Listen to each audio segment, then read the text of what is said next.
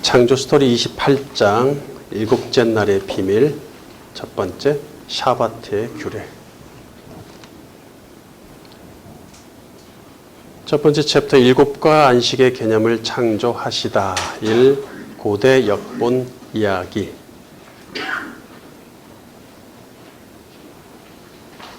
이전 일곱째 날의 비밀 1, 2가 있죠.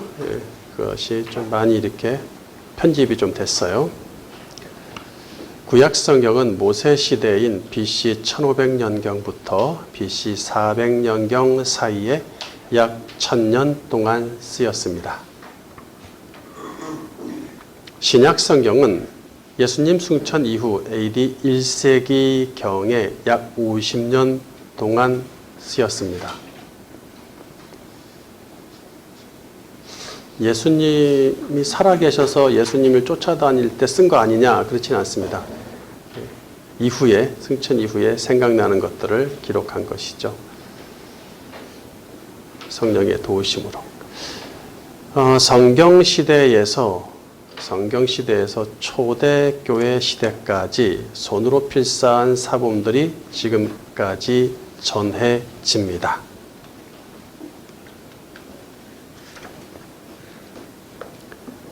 뒤에 나오는데 여기서 얘기를 하겠는데, 성경시대라는 것은 성경의 역사가 아직 진행되고 성경의 원본이 기록되고 있던 시대를 말합니다. 성경 원본이 아직 기록되어야 되고 역사가 아직 진행되고 있는 상태가 성경시대다. 이렇게 생각하시면 됩니다. 성경시대에서 초대교회 시대까지 손으로 필사한 사본들이 지금까지 전해진다. 그 다음에 초대교회라는 것은 뒷페이지에 각 주에 다 나오는데 여기서 했어야 되네요. 초대교회는 예수님 승천 이후 사도들이 활동하죠. 이제 12사도가 사도 시대부터 그 다음에 사도한테 배웠던 사람을 속사도라고 하죠. 속사도 시대를 거치고 로마 교회가 가톨릭 교회를 공인할 때 뭐 326년, 뭐 5년 이후 쭉 4세기 중반 정도 공인할 때까지, 즉 AD 4세기까지를 초대교회 시대라고 칭합니다. 학자들마다 차이는 좀 있지만 이렇게 보는 게 좋습니다.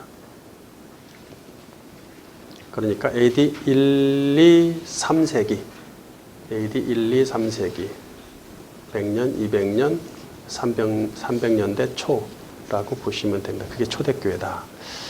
그러니까 성경이 쓰여지고 있는 성경시대에서 초대교회 시대까지 손으로 필사한 사본들이 지금까지 전해지고 현재까지 원본은 없습니다. 구약성경, 신약성경의 원본은 이 땅에 존재하지 않아요. 사본도 부르는 게 값인데 원본이 있으면 큰일 나겠죠.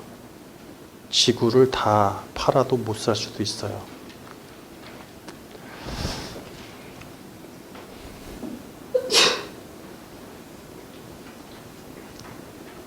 현재까지 발견된 히브리어로 쓰인 구약 사본과 구약 사본은 히브리어로 쓰였죠. 헬라어로 쓰인 신약 사본은 수천 개에 달합니다.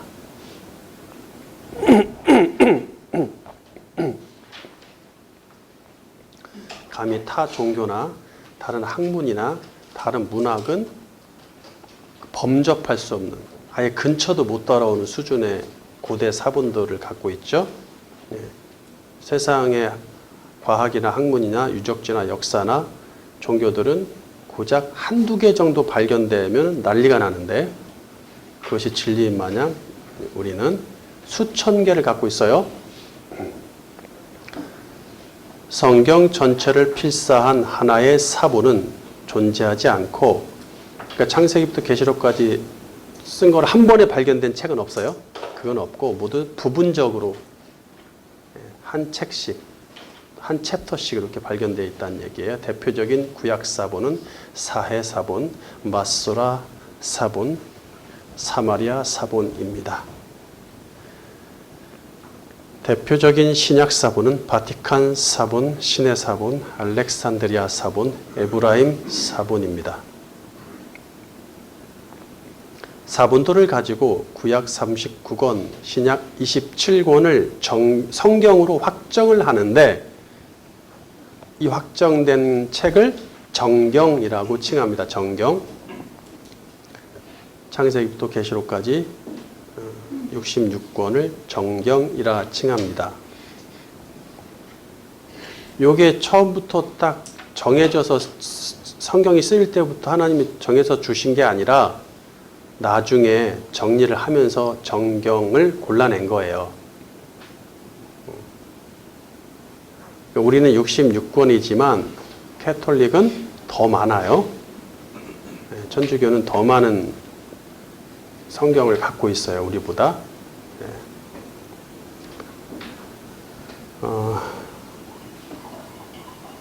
구약 정경은 AD 90년 이스라엘 얌니아에서 랍비들에 의해 결정되었죠. 그러니까 바리새파의 랍비들이 있었단 말이에요. 그들이 로마 제국이 이제 완전히 팔레스타인을 잠식했죠.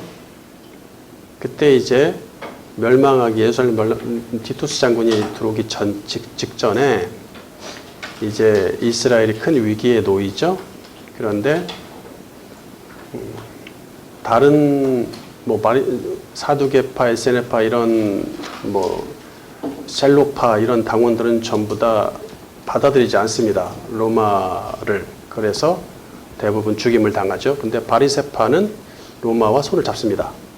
일단 살자. 그래서 그들이 얌니아는 어디냐면 지금의 이스라엘 텔아비브에서 남쪽으로 약 한 20km 떨어진 야브네, 성경 야브네라고 기록되어 있는 그 해양 도시입니다. 지중해를 맞닿고 있는 해양 도시죠. 블레셋 최북단 해양 도시라고 보시면 돼요. 거기에서 이제 모여서 열심히 연구를 하고 우리 신앙을 유지하자, 유대교 신앙을 유지하자 이렇게 하면서 정경을 만들기 시작하죠. 결정을 하게 되죠. 신약 정경은 그게 이제 구약입니다. 구약 정경이고 원래 랍비들은 신약은 안 받아들이니까 예수님 안 받아들이니까 구약 정경은 AD 397년 훨씬 뒤죠. 북아프리카의 카르타고, 이 카르타고 고대에 아주 이거는 위험 있는 도시죠. 기독교적으로 중요한 도시인데 이 카르타고 지금의 튀니지의 수도 튀니스, 그러니까 지중해와 접해 있는 북아프리카 꼭대기, 이태리 시칠리 섬하고 거의 가까이 있는 그쪽이라고 보시면 됩니다. 거기 지금은 다 옛날 고대 도시니까 없어졌지만 얌니아는 뭐 텔아비브에 속해 있는 동네가 됐고 카르타고는 튀니스에 속해 있는 동네죠.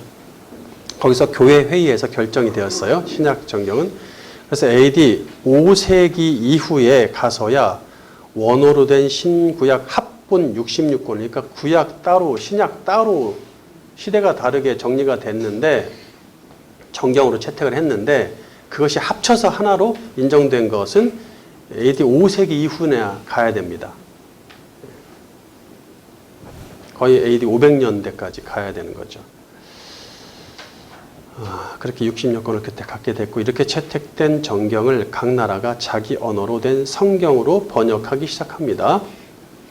그런데 성경을 번역하는 데 있어서 반드시 히브리어와 헬라어로 된 원어 사본만 사용하지는 않습니다. 발견된 사본이 부분적으로 조각나거나 구절들이 훼손된 경우가 있죠. 그래서 사본만으로는 원어 사본만으로는 온전히 번역하기가 어렵습니다. 이럴 경우 원어 성경을 다른 언어로 번역한 고대의 번역 성경을 참고하기도 하죠. 아주 오래전에 미리 번역해 놓은 성경 시대와 가까운 또는 성경 시대에 구약 성경의 경우는 신구약 중간기 때부터 이미 다른 언어로 번역되고 있었단 말이죠. 아직 성경의 역사가 진행되는 시대인데도 불구하고 다니엘의 예언이 성취되고 있는 중간기인데도 불구하고 구약 성경이 다른 나라 말로 번역이 되고 있었단 말이에요. 고대 시대에. 이처럼 성경 시대부터 초대교회 시대까지 고대 시대의 다른 언어로 번역된 성경을 고대 역본이라고 칭합니다. 고대의 다른 나라 말로 번역된 성경본 이렇게 보시면 되죠. 역본. 고대 역본은 성경의 역사가 아직 진행 중이고 사도들의 영향력이 있던 시대에 번역되었다는 점에서 신뢰할 만하죠. 예, 신뢰할 만합니다. 충분히. 대표적인 구약 고대 역본은 사마리아 오경, 구약만 다룰게요. 70인역, 탈굼역, 시리아어역, 고대 라틴어역 이렇게 됩니다. 첫 번째 시리아 오경, 세마리탄 펜타투크, 그러니까 사마리아 오경은 구약 성경의 모세오경을 사마리아어로 번역 편집한 가장 오래된 번역 성경이란 말이죠. 가장 오래된. 구약 시대 말기에 오랜 이스라엘 남북으로 나눠졌죠. 분단과 전쟁으로 인해 남유다와 북이스라엘은 서로 원수지간이 됩니다. 두 나라가 망하고 중간기에 들어서자 이제 그래도 에스라 느헤미야 시대에 성전 재건을 하죠. 예루살렘과 성전 재건할 때 이 사마리아 쪽에서 북이스라엘의 잔존 후예들이 우리도 같이 돕겠다라고 하니까 너희들은 안 돼. 가. 이렇게 되죠. 화나죠. 그래서 자기들끼리 사마리아 오경을 편집해서 주섬주섬 모아서 만들었어요.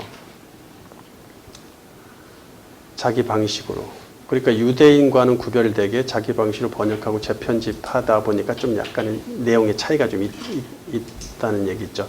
예수님 시대까지도 사마리아인이 소유했던 유일한 성경입니다.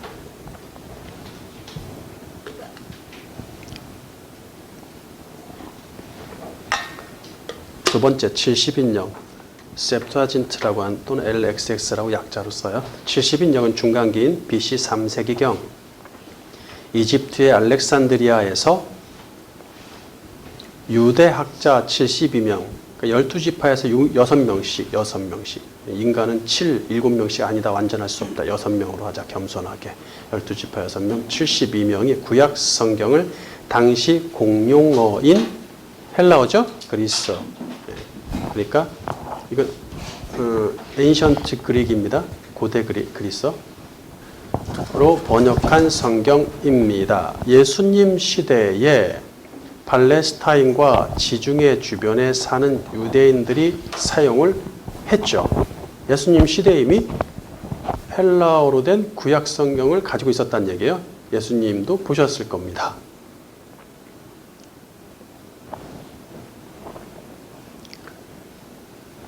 그 다음에 세 번째 탈굼역. 구약 시대 말에 페르시아가 메소포타미아와 팔레스타인을 지배했을 때 제국의 공식 언어는 아람어였죠. 고레스가 천하를 통일했을 때 이때부터 팔레스타인과 각 나라에 흩어진 디아스포라를 비롯한 대부분 유대인이 아람어를 사용했죠. 예수님 시대에도 생활 언어였어요. 아람어가. 거의 모국어에 가까워지고 있었다는 얘기죠.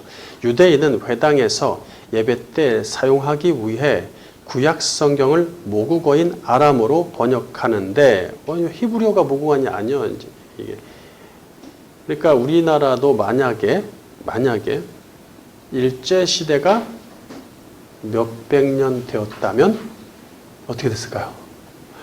한국말이 없어졌을 수도 있죠.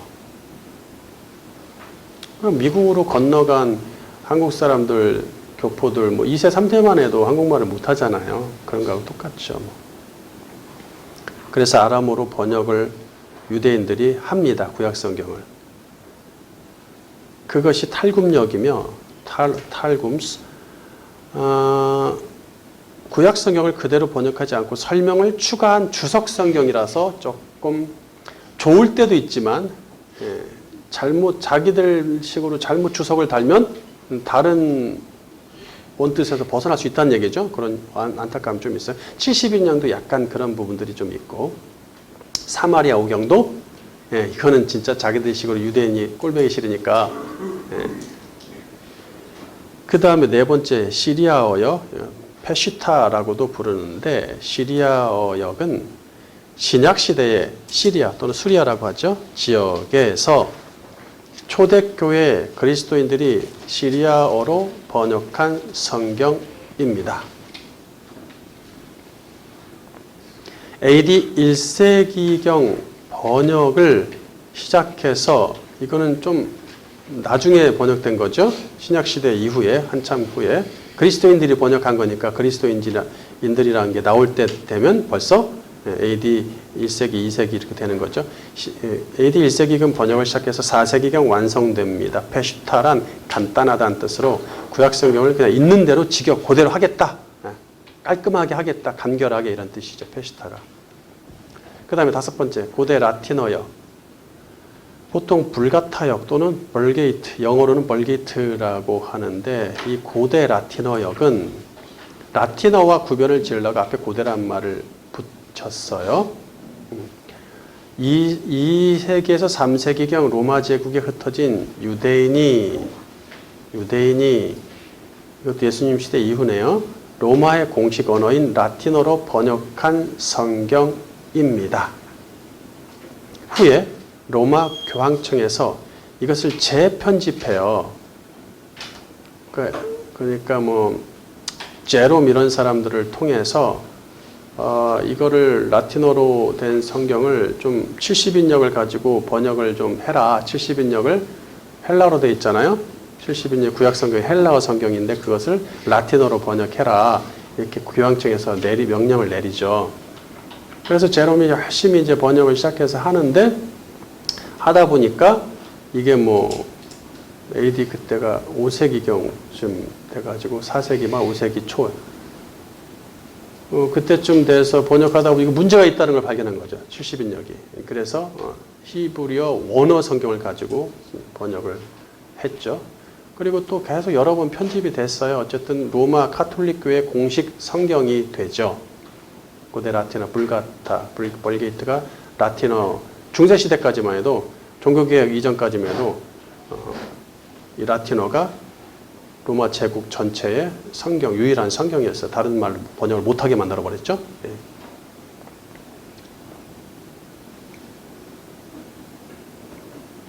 두 번째, 일곱째 날에도 계속되는 하나님의 창조사역. 우리나라에서 한글 성경을 만들 때 히브리어, 헬라어로 된 원어 성경만으로 번역하지 않고 고대 역본을 참고하겠죠. 예, 개역개정, 개역 한글 뭐 이런 것들 세 번요. 이처럼 원어 성경과 고대 역본을 가지고 번역하다 보니 두 개를 가지고 어떤 사본과 역본을 참고했느냐에 따라서 번역의 차이가 발생합니다. 심지어는 히브리어 원어 성경 사본도 계열이 좀 있어요. 약간 계열이 다른, 크게 뭐 몇 개로 나누는데 크게 두 개로 나누고 거기서도 또 나눠져요. 그런 약간의 차이들이 좀 있거든요. 고대 지도자, 교회 지도자와 설교자는 이런 상황을 인지하고 각종 성경을 비교 분석하여 올바른 번역과 해석을 제시해야겠죠. 원어 성경과 고대 역본의 선택 문제는 오늘 본문에서도 드러납니다. 그래서 미리 역본 이야기를 한 거예요. 하나님은 당신의 군대들을 6기간 동안 창조하시고 7째 날에 모든 창조 사역을 그치고 안식하십니다. 우리는 보통 하나님이 6째 날까지 창조 사역을 거행하셨고 6째 날 사람 창조를 끝으로 모든 창조 사역을 완수하셨다고 알고 있죠. 그렇게 배웠어요. 그런데 본문에서는 7째 날에 끝마치셨다고 말을 해요. 예를 들어서 우리가 월요일에서 일요일까지 7일 동안 부흥의 기간이라고 치면 마지막 일요일도 부흥의 기간에 포함되죠. 그래서 부흥회 관련 행사가 이어집니다. 그리고 일요일 그날에 부흥회가 끝마쳐지죠. 축제 기간이 월화 수, 월요일에서 수요일까지다 하면 수요일도 포함되죠. 예. 창조 사역을 일곱째 날에 끝마치셨다는 것은 일곱째 날이 창조 사역에 포함된다는 뜻입니다.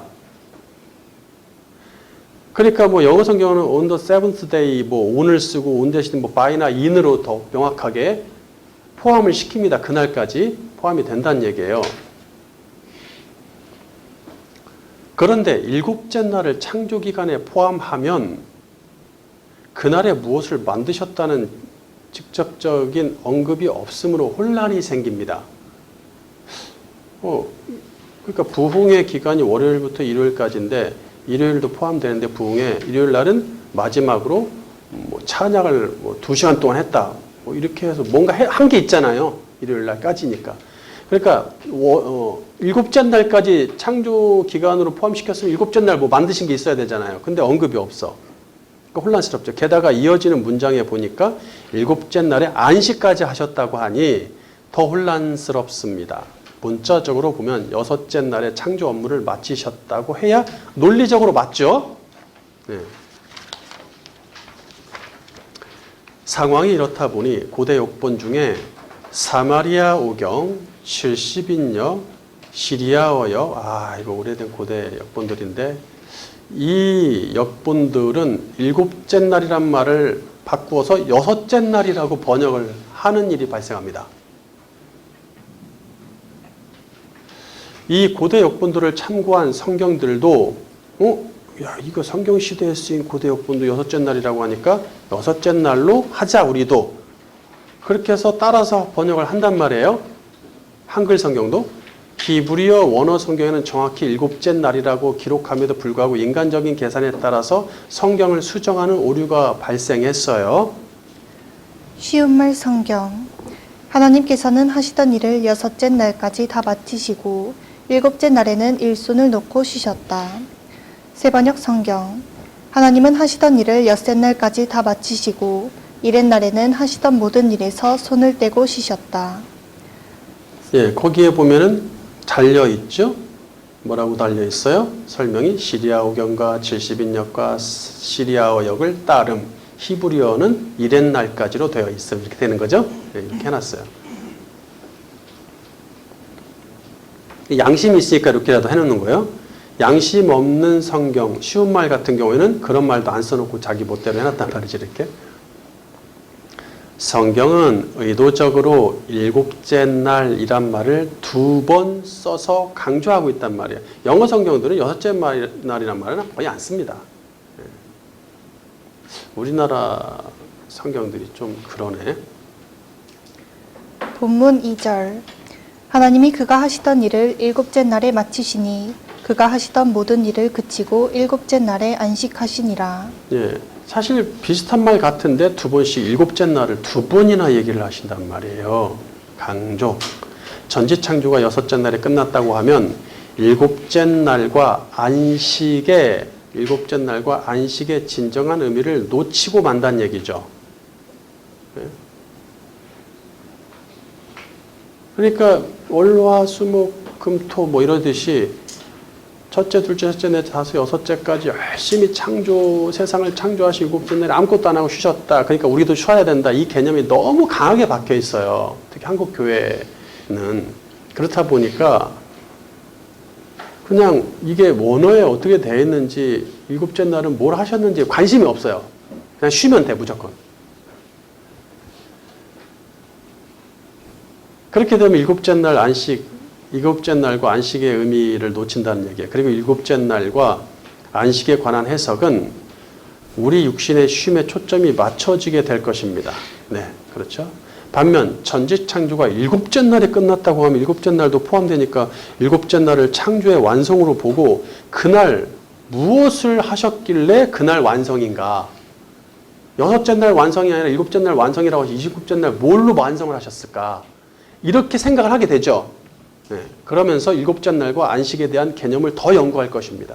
사람들은 하나님의 창조 행위를 눈에 보이는 것들로 한정하려는 경향이 있는데 눈에 보이지 않는 것뿐 아니라 관념까지도 창조하셨다 그랬죠?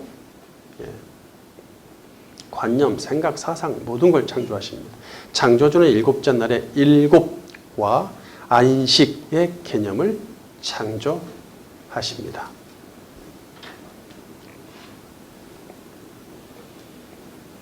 없던 게 생겼잖아요, 지금. 그렇죠? 없던 게 생겼어요. 천지 창조하실 때 여섯째 날까지는 일곱이란 말이 안 나오잖아요. 나올 수가 없잖아요. 없던 게 생겼어요, 지금. 일곱이란 개념이. 그 다음에 그전에는 안식했다는 말이 없으신데 안식이란 말이 처음 등장했어요. 그러니까 안식의 개념이 창조된 거잖아요. 즉 일곱과 안식은 창조 사역에 포함됩니다. 두 번째 챕터 일곱과 안식. 1. 7의 기간을 창조하시다. 하나님은 일곱째 날에 일곱과 안식의 개념을 도입하셨습니다. 이 일곱과 안식의 개념은 앞으로 진행될 하나님의 구속사에서 중요한 창조 원리로 사용될 것입니다. 일곱은 히브리어로 쉐바이고, 물론 오늘 본부에는 쉐비 서수로 나와 있지만 첫째, 둘째, 셋째 하듯이 어쨌든 같은 계열이죠. 쉐바이고 안식하다는 샤바트입니다. 성경에서 이 둘은 서로 뗄 수 없는 관계입니다.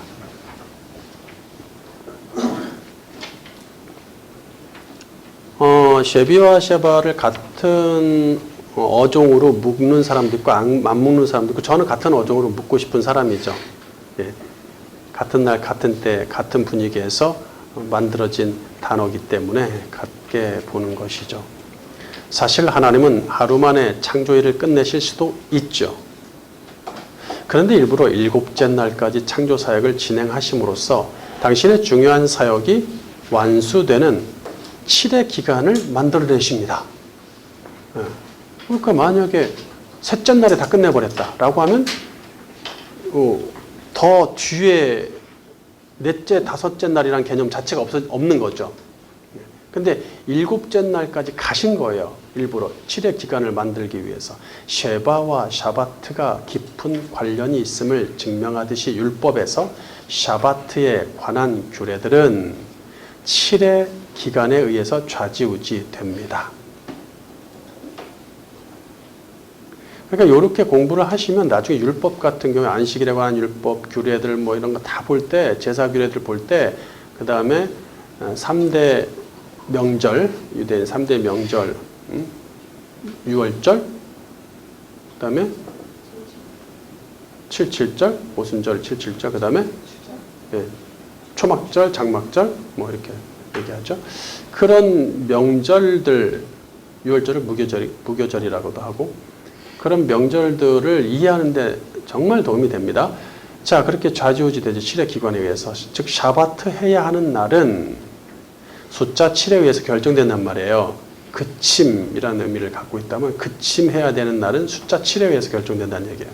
7의 기간을 계산해서 창조 때 하나님이 그러셨던 것처럼, 하나님 그치셨던 것처럼 반드시 무언가 그치고 중지해야 하는 규칙들이 주어지죠. 그뿐만 아니라 이스라엘이 율법을 지키고 살아가는 데 있어서 7의 기간을 기준으로 절기와 제사와 예배와 총회의 모임들이 실행됩니다.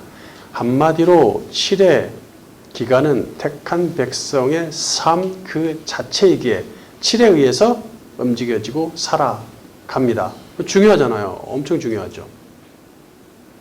또한 하나님의 구속사를 비롯해 인류의 역사가 7의 기간에 의해서 택한 백성 이스라엘뿐 아니라 율법뿐 아니라 이방인으로 비롯해서 모든 인류가 7의 기간에 의해서 주, 달, 연수를 만들어내면서 진행하도록 하시죠. 그래서 7은 하나님의 수이고 완전 수이고 충만수로 취급이 됩니다. 이렇게 완전한 7의 기간이 한 텀이 되어 반복되죠. 텀이란 말을 쓸 수밖에 없을 것 같아요. 죄송하지만 우리가 뭐 한 텀, 두 텀 얘기하죠. 한 시즌 지났어, 한 텀 지났어. 시즌 또 조금 그러지만 또 시즌이란 말도 또 우리가 야 이번 시즌은 어떻게 될까? 다음 시즌 기다릴까? 뭐 이런 얘기도 하잖아요. 네, 그런 느낌도 괜찮아요. 기간의 의미를 갖고 있어요. 기간. 7의 기간. 하나의 텀이 됐다. 이렇게 이해하시면 좋을 거예요. 한 텀이 되어 반복이 되는 것이죠. 우리는 하루하루를 살아간다고 그랬죠? 그리스도의 생애에서. 자, 이 구약 창조 때는 어떻게 주셨어요? 하루의 개념으로 주시지 않습니다. 그때는 없었어요. 그런 개념이. 어떤 개념이요? 창조 때 이미 7의 숫자에 의해서 7의 기간이 한 텀이 돼서 반복된다는 얘기예요. 두 번째, 샤바트, 하던 일을 그치다. 하나님은 7의 기간의 끝인 7째 날에 샤바트 하십니다. 본래 샤바트는 하던 일을 중지하다, 그치다라는 뜻입니다. 하나님이 창조하고 만드는 모든 일을 6기간 동안 칼라 완수하시고 7째 기간에 그 일을 그치십니다. 모든 일을 그치고 이거 바뀌어야 되겠네요. 만드는 일을 7기간 동안 완수하시는 거죠. 사실. 아니면 6기간을 쓰려면 추가되는 말들이 좀 필요할 것 같아요. 눈에 보이는 것들, 물질들을 6기간 동안 만드셨다. 이렇게 되는 거예요. 돼야 되는 거죠. 근데 그걸 다 합쳐서 뭐 관념이나 개념, 또 이런 것들까지 합친다면 안식 이런 개념까지 합치면 7기간 동안 완수하신 거죠. 7째 기간에 그 일을 그치십니다. 모든 일을 그치고 7째 날에 안식하시니라. 우리 성경에서 이렇게 돼 있죠. 거기서 우리는 쉬는 것에만 초점을 두는 경향이 있습니다. 하나님이 6일 동안 열심히 일하시고 7일째 쉬셨다는 것만 강조합니다. 게다가 이것을 우리 삶에 바로 적용하죠. 바로 적용해서 6일 동안 열심히 일하고 안식일 또는 주일은 쉬어야 한다고 말하죠.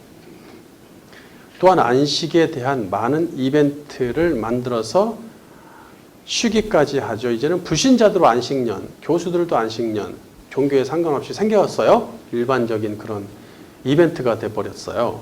마치 성탄절이 신불신을 막론한 모든 사람들의 명절이 된 것처럼 그렇게 돼버렸죠. 샤바트는 하던 일이 끝났기 때문에 일을 그치게 된다는 뜻으로서 쉼이 아닌 일에 초점을 맞춰야 된다는 얘기예요. 물론 일이 끝나니까 이것이 육체의 쉼을 가져올 수도 있어요. 근데 이게 중심이 아니란 얘기예요. 초점이. 그럴 수도 쉼이 올 수도 있지만 처음부터 샤바트를 쉼의 개념으로 접근하면 안 됩니다. 샤바트는 육체의 안식 이상의 깊은 뜻이 있기 때문이죠. 우리가 보통 하던 일을 그치는 이유는 두 가지입니다. 두 가지 경우죠. 첫째는 일을 모두 온전히 완수해서 더 이상 할 일이 없을 때 그치죠. 할 일이 없을 때 그칩니다. 두 번째, 아직 일은 끝나지 않았는데 몸에 쉼이 필요할 때 그칩니다. 본문에서는 창조주는 몇 번째 해당하죠? 첫째 경우에 해당하겠죠? 일을 다 했으니까, 완수했으니까 그치는 것이죠. 하나님은 명철과 지혜와 힘과 능력이 무한하셔서 졸지도 않으시고 피곤치도 않으신다고 성경 구절 우리 잘 알고 있죠? 그분은 육체를 가지시지 않고 영이심으로 피곤을 느끼시지 않습니다. 그분이 일을 그치시는 경우는 피곤하시기 때문이 아니라 그 일을 끝내셨기 때문에, 칼라하셨기 때문입니다. 본문의 샤바트를 안식하다로 번역해도 틀리진 않아요. 물론 안식의 개념도 있으니까 샤바트가. 왜냐하면 일이 다 끝나서 그만 그치다 보니까 나도 쉬게 되죠. 그러니까 안식도 있단 말이에요. 그런데 그게 중점은 아니란 얘기예요. 이것까지 부인하면 잘못하면 제가 이단으로 몰릴 수도 있으니까. 안식을 너무 강조해서 이단이 되고 안식일을 너무 부정하면 그것도 이상하게 되는 거죠.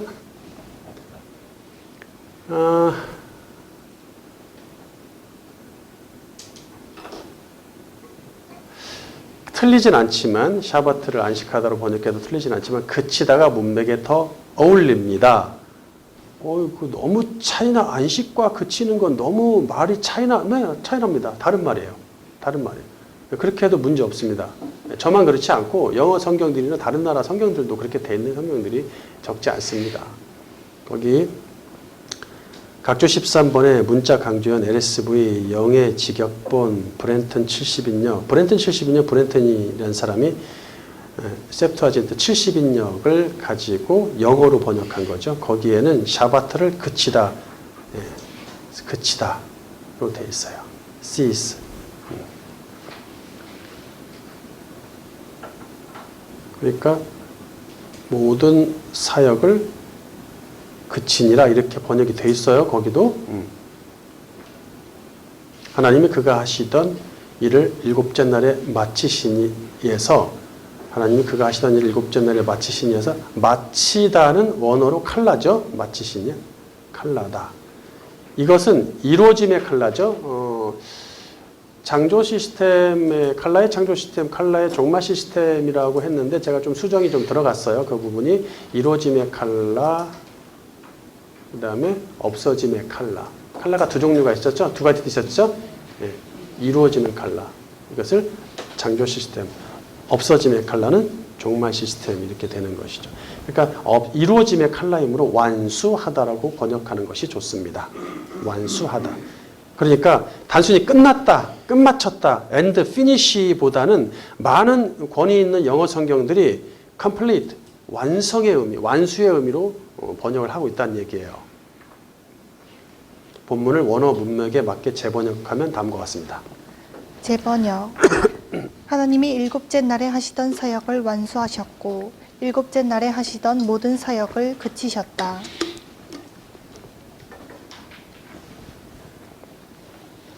괜찮은가요? 하나님이 일곱째 날에 하시던 사역을 완수하셨고 일곱째 날에 하시던 모든 사역을 그치셨다. 그러니까 완수된 날도 일곱째 날이니까 일곱째 날이 창조사역에 포함되는 것이죠. 그리고 그친 것도 일곱째 날이다. 두 번씩이나 일곱째 날을 넣어서 강조하시는 것. 그러므로 샤바트는 쉼의 개념보다 그침의 개념입니다. 사실 쉼의 개념을 가진 단어들이 따로 있어요. 아마 어디서도 제가 창조사라 구속 중에 어디서도 다루었을 것 같은데 뒤에도 나옵니다. 뭐 누아흐 이런 개념들이 있어요.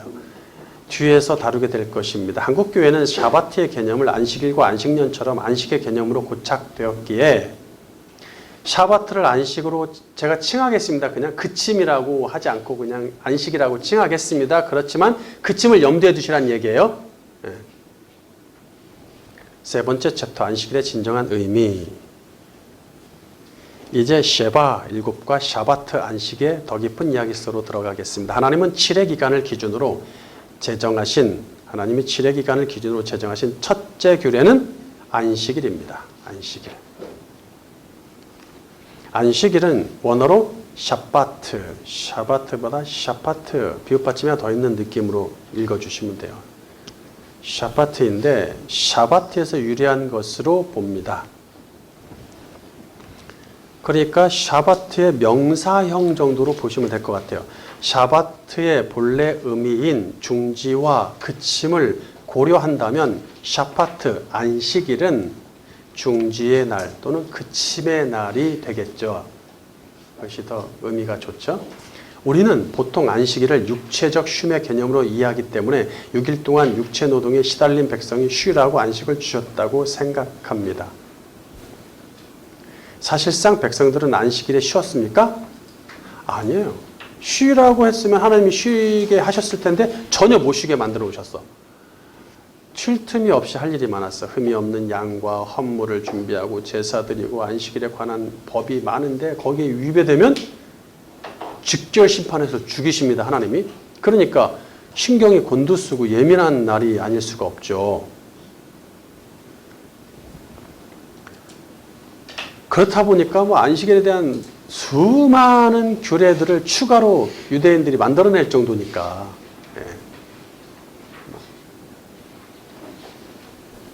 교회들도 하나님이 일곱째 날 안식하신 것을 가지고 오늘날도 보면 육체가 안식한다는 개념으로 오해를 하죠. 게다가 안식일이 주일로 바뀌었다고까지 잘못 가르쳐서 율법의 안식일에 관한 규례를 주일에 적용해서 그대로 지켜야 한다고 가르치는 경우가 발생하죠. 심지어는 아직도 안식일을 고수해야 된다는 이단들도 있고, 그렇다고 육체가 제대로 쉬지도 못합니다. 쉬냐? 그렇지 않죠. 오히려 주일 예배 준비하고 봉사하고 일하느라 평일보다 더 피곤할 때가 많습니다. 안식일과 주일이 쉬는 개념으로 알고 있다 보니 6일간 힘써 일해야 진정한 안식일을 누릴 자격, 주일을 누릴 자격이 있다고까지 주장하죠. 하나님이 쉬셨으니까 우리도 육체의 재충전과 일의 능률을 위해서 쉬는 것이 합당하다고 생각합니다. 믿는 사람들은 그냥 쉬지 말고 교회 나와서, 그러니까 일은 쉬되 교회 나와서 쉬어라. 그래서 교회 나와서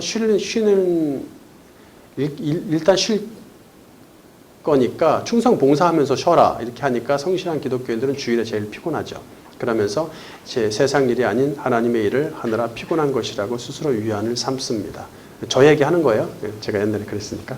샤바트의 근본 개념을 몰라서 안식일과 주일의 진정한 의미를 오해한 채 어설픈 율법을 지키도록 강요하는 결과를 낳았습니다.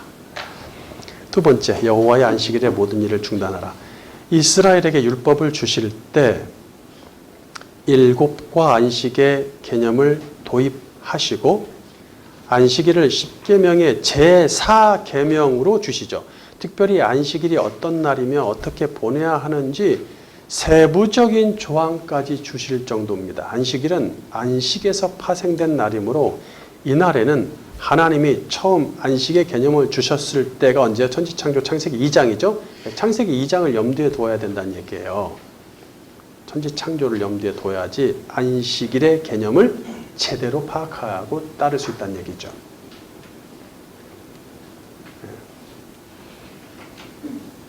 그러니까 뭐 7일째, 7째 날 쉬었으니까 안식일에 쉬자 해서 뭐 하던 일 다 직업 다 중단하고 업무 끝 중단하고 자 뭐 모여라 또 뭐 쉬자 이러면 아무것도 없어요. 얻을 게.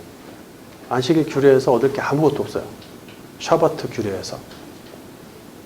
하나님이 창조 업무를 끝마치시고 중단하셨기 때문에 택한 백성도 6일 동안 하던 일을 중단해야 합니다. 나 혼자만 일을 중단하는 것이 아니라 내 모든 소유가 내가 데리고 있는 식솔들, 종들까지 다 쉬어야 된단 말이에요. 혼자만 잘 지키는 게 아니라 다 같이 지켜져야 되죠. 출애굽기 20장 9절 엿새 동안은 힘써 내 모든 일을 행할 것이나 일곱째 날은 내 하나님 여호와의 안식일인즉 너나 내 아들이나 내 딸이나 내 남종이나 내 여종이나 내 가축이나 내 문 안에 머무는 객이라도 아무 일도 하지 말라.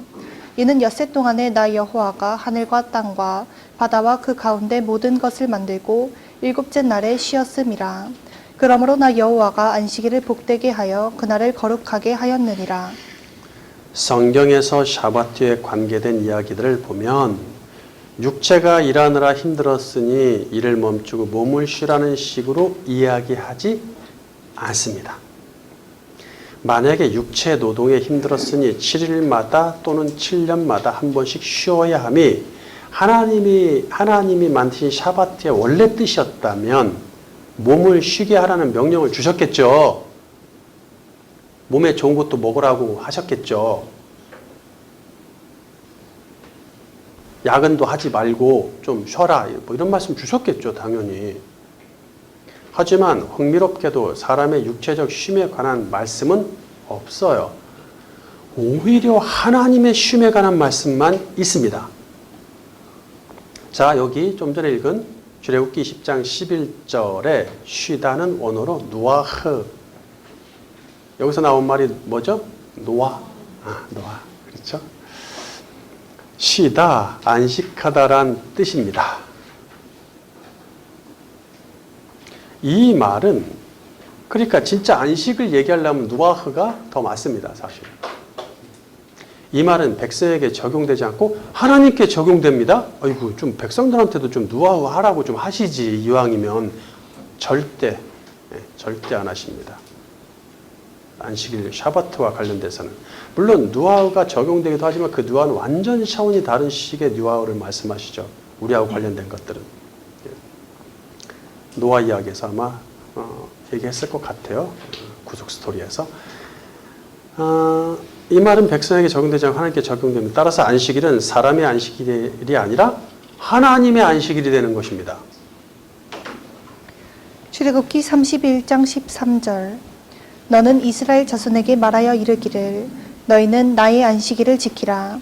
이는 나와 너희 사이에 너희 대대의 표징이니 나는 너희를 거룩하게 하는 여호와인 줄을 너희가 알게 함이라. 너희는 안식일을 지킬지니 이는 너희에게 거룩한 날이 됨이니라. 그날을 더럽히는 자는 모두 죽일지며 그날에 일하는 자는 모두 그 백성 중에서 그 생명이 끊어지리라. 엿새 동안은 일할 것이나 일곱째 날은 큰 안식일이니 여호와께 거룩한 것이라. 안식일에 일하는 자는 누구든지 반드시 죽일지니라. 자, 안식일 개념 우리가 알고 있는 식으로 돼 있는 거 있어요? 쉬는 거 있습니까? 아유, 당신은 누아흐 하시면서 백성들은 막 얼마나 겁을 주고, 이야, 조금만 틀리면 죽어, 뭐 이런 식이야. 그게 쉬는 거예요, 그게? 그날 정말, 그날 어떻게 되는 거야? 저는 이때 살았으면은, 일곱째 날은 그냥 저는 쓰러질 것 같아요. 정신병 걸려서. 이거 힘들 것 같아요. 이 나약한, 이 에노시 같은 이 인생이, 이거.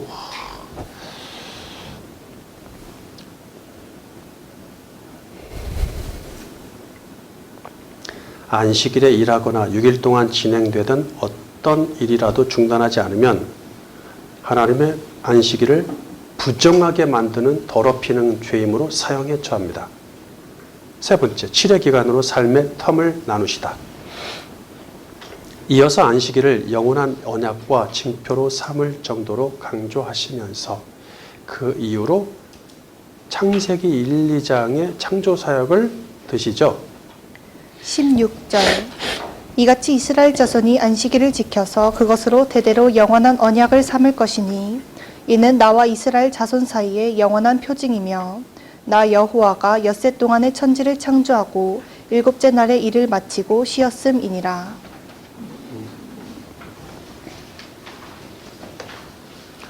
쉬다, 여기서 또 다른 단어가 나오죠.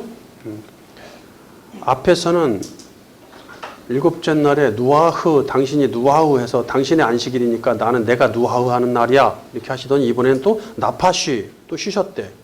예. 이것이 샤바트보다 훨씬 더 쉼의 개념이 더 강합니다. 예. 그러니까 아까도 앞에서 언급했지만 쉼의 안식에 관련된 단어들이 엄연히 있단 말이에요. 그러니까 샤바트까지 다 그쪽으로 쉬는 개념으로 몰아가면 안 된다는 얘기예요. 쉬다는 원어로 나파쉬인데 한숨 돌리다, 기운을 되찾다란 뜻입니다. 자, 이게 참 좀 쉽지가 않은 단어인데 여기서 네페쉬가 나오거든요. 네페쉬 우리 중요한 단어죠. 영의 네페쉬, 육의 네페쉬. 그게 숨을 쉬는 살아있는 존재거든요. 원기를 가진 살아있는 숨쉬는 하나님으로부터 기를 받았기 때문에 거기서 이제 네페쉬가 나오는데 네페쉬 원형이 원래 나파쉬예요. 나파쉬. 그러니까 하나님 불어넣은 그 네페쉬 하야. 그래서 불어넣어죠. 니시아마트 하임을 불어넣으시잖아요. 그러니까 이런 거를 우리가 우리나라 말로 굳이 바꾸자면 한숨 돌리다, 뭐 기운을 되찾다. 참 쉽지 않아요. 뭐 영어 성경들도 이것을 한 단어로 표현할 게 없어서 어려워하는데 그렇다 보니까 뭐 굉장히 기분이 업되다, 뭐 이런 거, 경쾌, 상쾌하다부터 시작해서 매우 많은 해석들이 나옵니다. 번역들이. 근데 뭐 요 정도만 해도 좋을 것 같아요. 일곱째 날에 일을 마치고 쉬었음이니라를 원어대로 다시 직역하면 그 일곱째 날에, 왜 이미 이제 과거가 됐죠? 천지창조는. 그러니까 그때 그 일곱째 날을 할 때 그 관사가 붙는 거죠. 그 일곱째 날에 그치고 한숨 돌렸다. 내가 천지창조할 때 일곱째 날에 그치고 한숨 돌렸다. 이렇게 말씀하시는 거죠. 영이신 하나님이 누아우 하시고 아까 그래서 지금도 나파시 하셨다는데 이렇게 노하우 나파시 하시면 피곤하시기 때문이 아니겠죠. 예. 일곱째 날에 창조주가 직접 창조 사역을 중단하고 한숨 돌리심으로써 본인이 모범을 보이시는 거예요, 지금. 그렇게 하심으로써 중요하니까 첫째, 백성에게 7의 기간을 확립해 주시고 두 번째, 삶의 텀을 나누어 주십니다.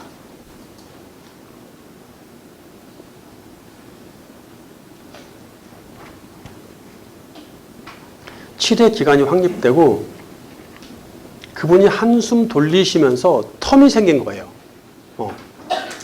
기간이 생겨서 7의 기간을 확립하시고 삶의 텀을 나누어 주셔서 이 한 텀이 7의 기간, 7일씩 한 텀이 계속 돌아가는 거죠. 한 텀, 한 텀, 한 텀. 그럼 한 텀 지나면 두 번째 7의 기간은 새칠로 다시 시작하는 거예요. 네? 그렇게 이해하시면 됩니다. 이제 7의 기간을 기준으로 삶의 텀이 수없이 반복될 것입니다. 매 텀마다 그 텀의 마지막 날에 한숨을 돌리면서 기운을 되찾고 다음 텀을 대비해야겠죠. 여기서의 기운은 육체의 기운보다 영적인 기운일 것입니다. 두말 하면 잔소리겠죠. 영적인 기운이 중요하죠.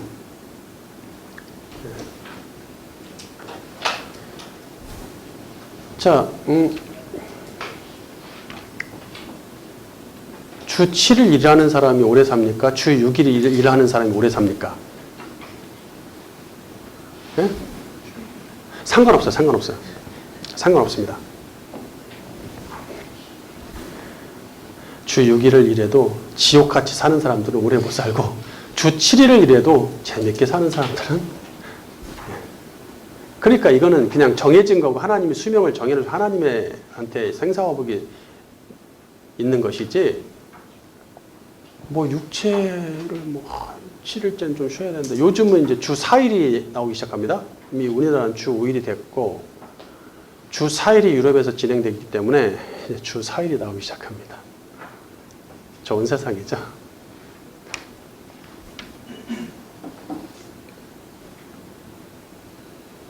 왜냐?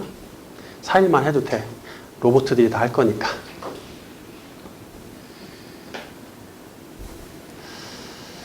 그렇다면 안식일에 어떻게 한숨 돌리고 어떻게 영적 기운을 되찾으며 어떻게 다음 텀을 대비해야 할까요? 대비라는 것이 뭐 계획하고 막 기획서 쓰고 다음 주일에 있을 일주일 때 계획서 이거 아니에요. 내가 일주일 동안 살면서 뒤를 돌아보고 나의 일주일을 돌아보고 내가 돌아보니까 이거 나 참 문제가 많았구나. 나 하나님의 것인데 내 것처럼 살았어. 내가 실수했구나. 내가 그렇게 하면 안 되지. 하나님을 찾아야지. 하나님 어떤 분이실까? 공부하고. 이러면 끝입니다. 이것이 한숨 돌리는 거예요. 그러면 그 다음 주 사는 게 전혀 문제가 되지 않습니다. 그 다음 주 쉼은 또 주시니까. 한날 괴로우면 그날의 축하. 이게 다 연결되는 거예요. 일을 중단했으니 하루 종일 집에서 낮잠 자고 놀고 먹는 것이 아닙니다. 일을 중단시키면서까지 해야 할 중대한 일이 있습니다. 하나님을 기쁘게 하는 온통 많은 일들을 하게 했죠. 율법에서는 이거 하면 안 되고 저거 하면 안 되고 이거 하고 저거 하나님 시키는 일을 하게 해야 된단 말이에요. 근데 중요한 거는 한마디로 얘기하면 하나님께 나오는 것이죠. 하나님께 나오는 것.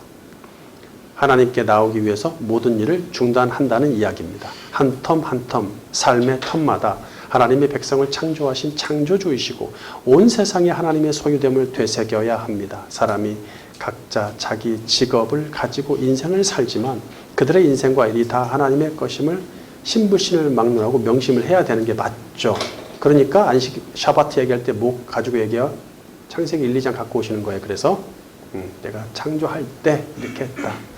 하나님께 나와서 하나님이 누구신지 또 무엇을 하셨는지를 되새겨야 합니다. 하나님을 알아야 그래야 나 자신을 알고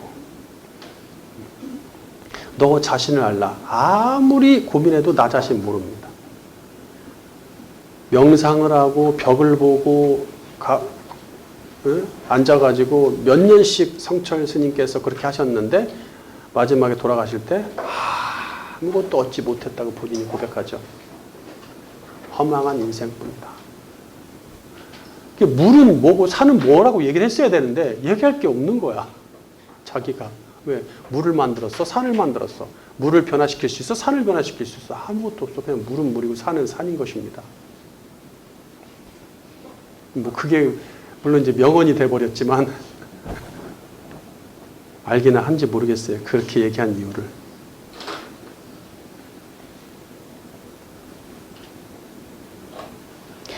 그러면 내 자신을 알려면 어떻게 돼? 하나님은 나를 만드신 분을 알면 됩니다. 그리고 나 자신을 알고 내 삶과 처지를 직시할 수 있습니다. 이것이 영적 원기를 되찾는 방법이죠. 네 번째, 마지막 안식년과 희년. 1. 여호와의 안식년. 7의 기간을 기준으로 이번에 제정하신 둘째 규례는 안식년이에요. 첫째는 안식일. 샤바트 규례 첫째는 안식일. 샤바트 규례 둘째는 안식년. 샤바트의 본래 의미인 중지와 그침을 고려한다면 안식년은 중지의 해, 그침의 해라고 표현을 해야 사실 정확한 거죠. 안식년은 안식일에 확대된 개념입니다. 이것은 7년째의 노예를 해방시키고 이웃의 빛을 탕감해 주는 것으로 실현됩니다. 처음 애굽의 노예일 때에 하나님의 사랑으로 거저 구원해 주셨고 가나안 땅을 기업으로 줄 때도 하나님이 출애굽 2세대들에게 거저 주셨죠. 그러므로 형제에게 사랑을 베풀어 거저 주어라 또는 풀어줘라 라고 명하십니다. 안식년의 첫째 규례는 뭐냐면은 매 7년째 땅의 안식년이라 해서 농사 짓지 않고 논밭을 쉬게 합니다. 레위기 25장 4절. 일곱째 해에는 그 땅이 쉬어 안식하게 할지니 여호와께 대한 안식이라. 너는 그 밭에 파종하거나 포도원을 가꾸지 말며 내가 거둔 후에 자라난 것을 거두지 말고 가꾸지 아니한 포도나무가 맺은 열매를 거두지 말라. 이는 땅의 안식년임이라. 네. 참고로 아까 샤바트 안식에서 유래한 안식일, 일주일마다 있는 안식일은 샤파톤이었죠? 샤파톤, 샤파트. 근데 안식년은 뭐냐? 안식년은 따로 단어가 있질 않습니다. 이거는 그 샤바트의 해, 1년, 2년, 2열 할 때 연 있죠, 연. 그거에다가 플러스 안식일이 플러스된 말입니다. 그래서 그냥 안식일의 해가 되는 거예요. 안식일처럼 지키는 해 이런 뜻이죠. 안식년의 첫째 개념이 뭐예요? 첫째 규례는 땅의 안식년이라. 사람은 쉬라는 말이 왜 없지? 땅은 또 쉬네. 왜? 땅은 하나님 거니까. 하나님 거니까 쉬라 이거. 쉬게 하라. 네 건 줄 알았지? 내 거다. 내 땅 좀 쉬게 해라. 그럼 안식년 둘째 규례는 매 7년째는 면제년이라 해서 빚진 것을 탕감해주고 또 노예도 풀어줍니다. 면제해준다. 신명기 15장 2절. 면제 규례는 이러하니라. 그의 이웃에게 구워준 모든 재주는 그것을 면제하고 그의 이웃에게나 그 형제에게 독촉하지 말지니 이는 여호와를 위하여 면제를 선포하였음이라. 내 동족 히브리 남자나 히브리 여자가 내게 팔렸다 하자 만일 6해 동안 너를 섬겼거든 7째 해에 너는 그를 놓아 자유롭게 할 것이요. 네. 히브리 동족끼리의 규례입니다. 이방인들한테 이거 지키라고 할 수는 없잖아요. 상관없어요. 동족끼리 같은 공동체 안에서입니다. 면제하다는 히브리어로 샤마트인데 본래 놓다, 떨어뜨리다라는 뜻입니다. 샤바트하고 다른 단어예요. 샤마트, 떨어뜨리다, 놓다. 어떤 물건을 손으로 꽉 쥐고 있었는데 그것을 손에서 떨어뜨린다는 뜻입니다. 여기서 놓아주다, 면제하다란 말이 파생되죠. 땅도 빚쟁이도 노예도 그만 쉬고 빚쟁이도 이걸 뭐라고 해야 되지? 네. 채권자의 권리도 그렇게 해야 되나? 채권자의 권리도 땅도 내 땅, 내 채권의 권리, 내 노예도 그만 쥐고 이제 좀 내려놓으라는 말씀입니다. 그렇게 이해하시면 될 것 같아요.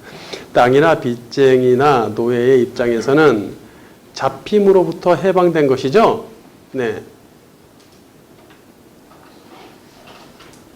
머리가 아프고 더 복잡해지는 것 같은데 사람은 안식년의 두 가지 규례를 문자만 보면 이웃사랑처럼 보이죠. 뭔가를 이제 뭐 굉장히 앞에는 뭐 땅도 쉬니까 종들도 쉬겠죠. 일 안 하고 종들한테 농사 시켰어요. 내가. 그러니까 안식년 되면 땅이 쉬어야 되니까 종들도 쉬는 거니까 종들한테는 좋죠. 그 다음에 뭐 빚도 탕감해주고 노예도 풀어주고 뭐 이러면 이웃사랑처럼 딱 보이죠. 하지만 율법이 폐지된 신약시대를 살아가면서도 안식년을 가지고 이웃사랑으로 결론을 맺으면 또다시 신약적 율법주의가 되는 거예요. 예. 안식년에 왜 힘들게 소유했던 것들을 내 손에서 떨어뜨리게 하셨을까요? 7년 동안 땀 흘리며 일해서 자기의 소유가 생겼습니다. 하지만 이 세상에서 얻은 소유가 본래 하나님의 것이므로 이제 그만 쥐었던 손을 펴고 내놓으라는 말씀이죠. 모든 것을 내려놓고 농사와 일을 쉬는 안식년 1년 동안 그럼 뭐해? 백성들은 무엇을 하고 무슨 생각을 했을까? 뭐 하길 바라셨을까? 안식일을 우리 안식일이라고 착각했던 것처럼 안식년도 우리 안식년으로 오해함으로써 나에게만 집중했습니다. 그렇죠? 그래서 뭐 우리도 쉬고 다 쉬자. 안식년을 갖자 뭐 이렇게 우리한테 집중했는데 레위기 25장 4절에 안식년을 여호와의 안식년이라고 칭하시고 또 신명기 15장 2절에는 면제년을 여호와의 면제년이라고 칭하시죠.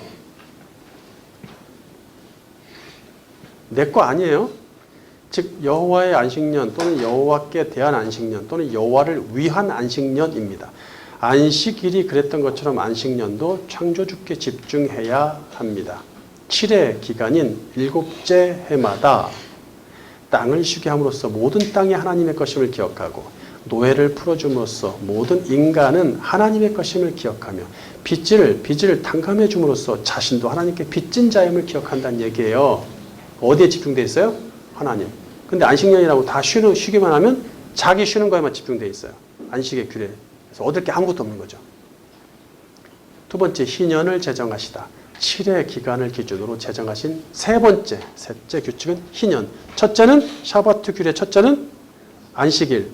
두 번째 규례는 안식년. 세 번째 규례는 희년입니다. 안식년을 7회 반복하면 7에 49, 49년이 되고 그 다음 해인 50년째가 희년입니다. 그러니까 연속 지켜야 되는 거예요. 49년도 안식년이니까 지켜야 되고 쉬어야 되고 풀어주고 50년 그 다음 해도 50년 때도 쉬고 풀어줘야 되고 연속 2년이 된 경우죠. 물론 뭐 인생에 한 번밖에 안 옵니다. 100살까지 살면 모를까. 안식년을 완전수인 7회 즉 7번 치렀다는 것은 충분히 온전히 치렀다는 뜻이겠죠. 네, 충만한 수니까 7이 충만히 내가 원하는 대로 신의 수대로 치렀어 인생. 레위기 25장 8절 너는 7 안식년을 계수할지니 이는 7년이 7번인즉 안식년 7번 동안 곧 49년이라. 7째 달 여름날은 속죄일이니 너는 뿔나팔 소리를 내되 전국에서 뿔나팔을 크게 불지며 너희는 50년째 해를 거룩하게 하여 그 땅에 있는 모든 주민을 위하여 자유를 공포하라. 이 해는 너희에게 희년이니 너희는 각각 자기의 소유지로 돌아가며 각각 자기의 가족에게로 돌아갈지며 그 50년째 해는 너희의 희년이니 너희는 파종하지 말며 스스로 난 것을 거두지 말며 가꾸지 아니한 포도를 거두지 말라. 이는 희년이니 너희에게 거룩함이니라. 너희는 밭의 소출을 먹으리라. 이 희년에는 너희가 각기 자기의 소유지로 돌아갈지라. 네. 그냥 놔둬도 먹을 거 준다 이거죠. 먹을 거 줄 테니까 그냥 놔둬라. 욕심 부리지 마라. 먹을 것만 있으면 되지 그 해에 농사 안 져도 그냥 자연적으로 나는 것들이 있죠. 예. 가꾸지 않아도 나는 것들 그걸로 먹어도 충분하다. 그전에는 남아서 자기들이 열심히 농사짓고 열심히 일하니까 남으니까 창고에 갖다 쌓아놓고 돈 많으니까 노예도 막 더 사서 부리고 내가 돈 많으니까 빚도 주고 이자 놀이 하고 이랬는데 그날은 안식년 또는 희년에는 아무것도 안 하니까 자연적으로 있는 것만 먹으면 된다는 얘기예요. 그런 원리를 좀 보시라는 얘기죠.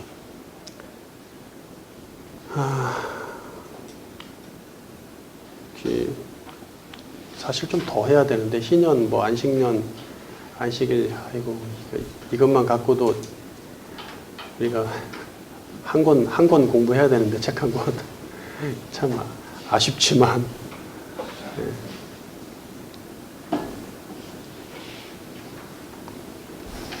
희년에는 안식년보다 훨씬 더 강도 높은 해방, 더 강도 높은 내려놓음을 요구하십니다. 49년째는 안식년으로 강도가 좀 어느 정도 있었다. 내려놓음이 있었다. 그 다음 해인 희년에 50년째는 어마어마한 내려놓음이죠. 안식년은 농지를 쉬게 하고 종을 놓아주고 빛을 탕감해 주었지만 희년에는 50년째는 거기에 부동산에까지 확장되어서 부동산에 관련된 농지, 기업, 주택까지 원래 그것을 잃었던 집 원주인에게 돌려줘야 된다는 얘기예요. 집 10채 벌었다. 소용없습니다. 다 줘야 돼요. 다시. 또 타지나 타국에서 돈 벌러 갔어. 그래서 거기서 얻은 모든 소유를 그냥 놓고 돌아와야 돼요. 고향으로. 그럼 내 거 다 찜해놓고 돌아와요. 무슨 소용이 있어요. 그게 무슨 의미가 있어요. 나 거기서 안 살 건데. 끝난 건데 이미. 그러니까 다 돌려주고 오는 것이죠. 조상 대대로 이어온 고향 땅인 기업으로 돌아와야 합니다.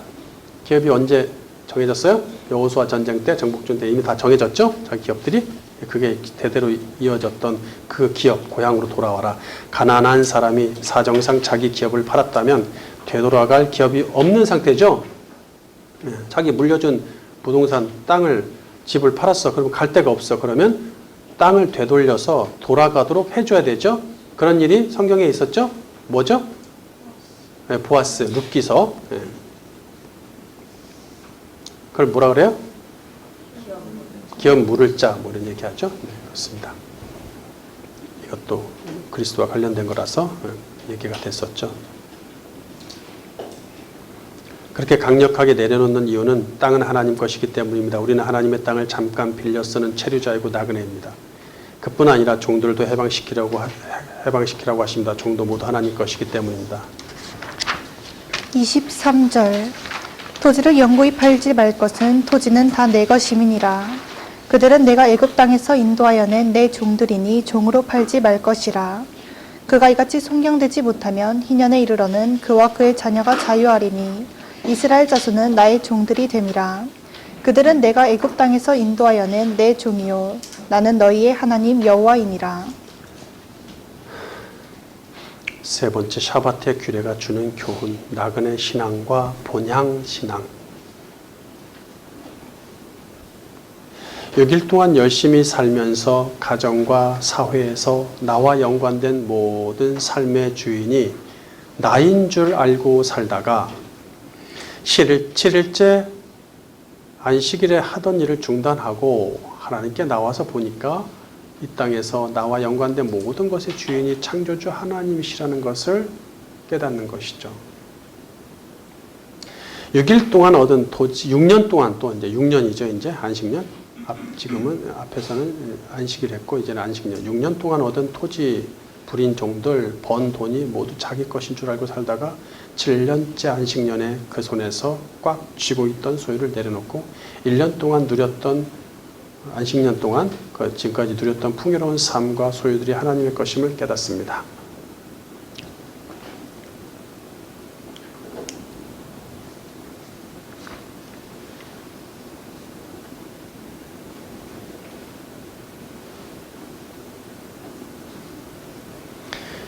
그 다음에 희년 20세 성인이 되어 사회에 나갔다고 친다면 안식년을 7번 치르고 50년째 희년이 되면 70세가 되죠.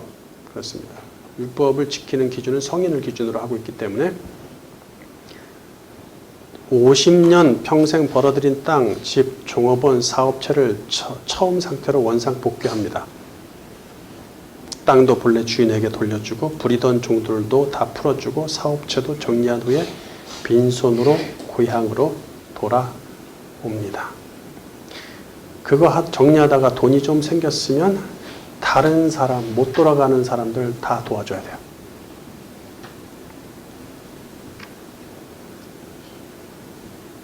(50년째) 모든 소유를 돌려주고 나면, 그러니까 뭐 이렇게 도와서 같이 막 해야 된다는 얘기 뒤에 다 나와요. 다 다룰 수 없어서 안 달았을 뿐이지.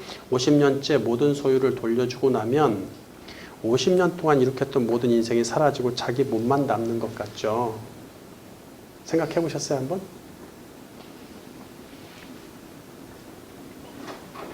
(51년째부터) 다시 시작해서 긁어 모으라는 뜻은 아닐 터이니, 그렇다면 인생 황혼역에 그 희년에 무엇을 생각하고 깨달아야 할까요?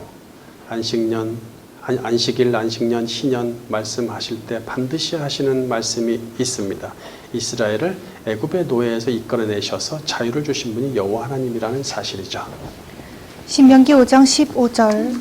너는 기억하라. 내가 애굽 땅에서 종이 되었더니 내 하나님 여호와가 강한 손과 편팔로 거기서 너를 인도하여 내었나니 그러므로 내 하나님 여호와가 내게 명령하여 안식일을 지키라 하느니라.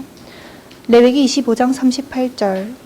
나는 너희의 하나님이 되며 또 가나안 땅을 너희에게 주려고 애굽 땅에서 너희를 인도하여 낸 너희의 하나님 여호와이니라.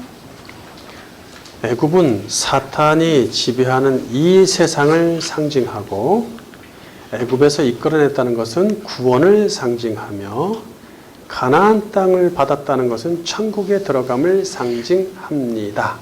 안식. 한마디로 고통의 인생에서 참 자유, 참 해방을 얻는 것입니다. 그래서 희년을 뭐라고 해요? 자유를 선포하는 해라고 칭합니다. 레위기 25장 10절 바른 성경. 너희는 50년째 해를 거룩하게 하고 그 땅의 모든 주민에게 자유를 선포하여라. 그 해가 너희에게 희년이 될 것이니 너희는 각각 자기의 소유로 돌아가고 각각 자기 가족에게로 돌아갈 것이다. 네. 희년은 원어로 요벨인데,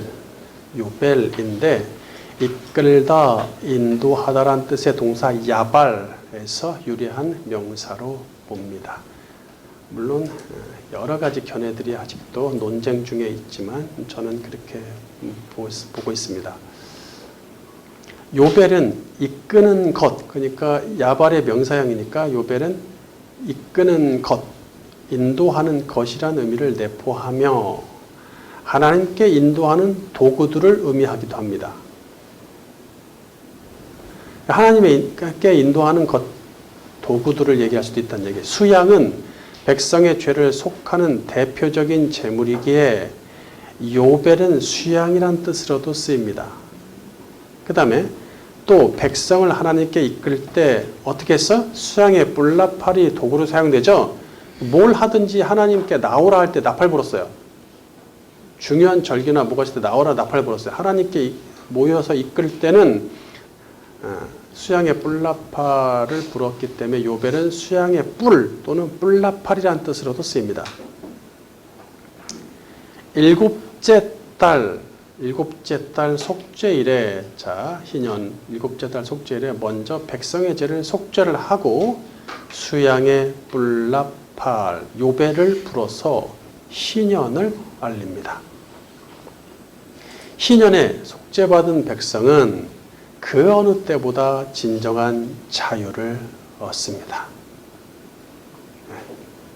의미 있는 희년까지 지키게 하신 하나님께 깊은 영광과 감동을 올려드려야 되겠죠.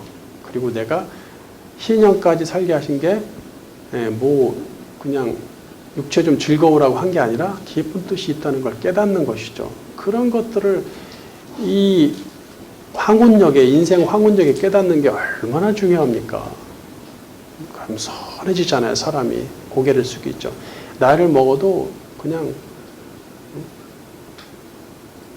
고약한 노인들이 있는 것처럼 그렇게 늙으면 안 되잖아요. 이런 샤바트의 규례들을 잘 지킨 사람은 나이 한 70 정도 됐을 때 어떻겠어요? 희년을 알리죠. 그러니까 희년에 50년째 희년에 있는 속죄, 7째 달에 있는 속죄일에 나팔이 얼마나 큰 의미를 갖겠습니까?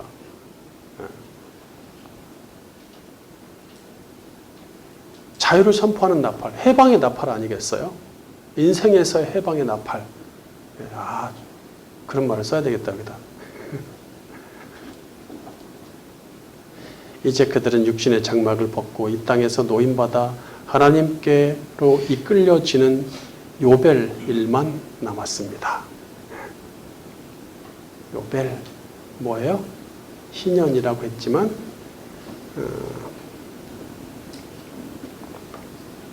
이끌리는 것, 인도되는 것이라는 뜻을 갖고 있다고 그랬죠.